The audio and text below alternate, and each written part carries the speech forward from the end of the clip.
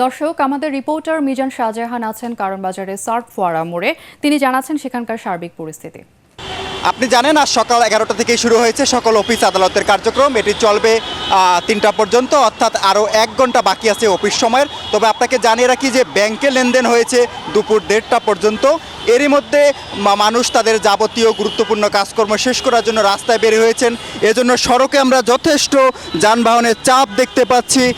যেরকম 2 চাকার যানবাহন রয়েছে, অনেকে মোটরসাইকেল দিয়ে যাচ্ছেন, 3 চাকার সিএনজি, আমরা বাস দেখতে পাচ্ছি, আমরা ট্রাক দেখতে পাচ্ছি, আমরা নানা ধরনের যানবাহন সড়কে দেখতে পাচ্ছি। অর্থাৎ যারা গত 4-5 দিন ধরে তাদের নিয়মিত কাজগুলো করতে পারেননি, তারা এই অফিস আওয়ারের মধ্যে অর্থাৎ বিকেল 3টের মধ্যে সেই কাজগুলো শেষ করার জন্য কিন্তু তারা বের হয়েছেন।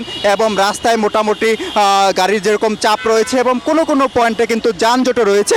যানজটের একটি কারণ হিসাবে যেটি আমরা জানতে পেরেছি যে অনেক পয়েন্টে বাংলাদেশ সেনাবাহিনী, বিজিবি এবং পুলিশের চেকপোস্ট রয়েছে। অর্থাৎ গুরুত্বপূর্ণ ওই সড়কগুলোতে চেক করার কারণে যানবাহন চলাচলে কিছুটা ধীরগতি রয়েছে, এজন্য কিছুটা দেরি হচ্ছে।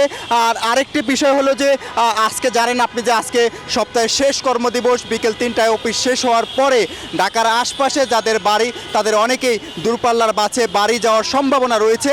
এই কারণে আজকে বাস টার্মিনালগুলোতেও কিছুটা ভিড় বাড়তে পারে। আমরা সায়েদাবাদ, মহাখালী এবং গাবতলীতে খোঁজ নিয়ে জানতে পেরেছি যে বিকাল 4:30টা পর্যন্ত নির্ধারিত গন্তব্যের উদ্দেশ্যে বাস যাবে। গতকাল সেরকম যাত্রী না হলেও আজকে শেষ কর্মদিবস হওয়ায় যাত্রী চাপ কিছুটা বাড়বে বলে আশা করছেন পরিবহন সংশ্লিষ্টরা।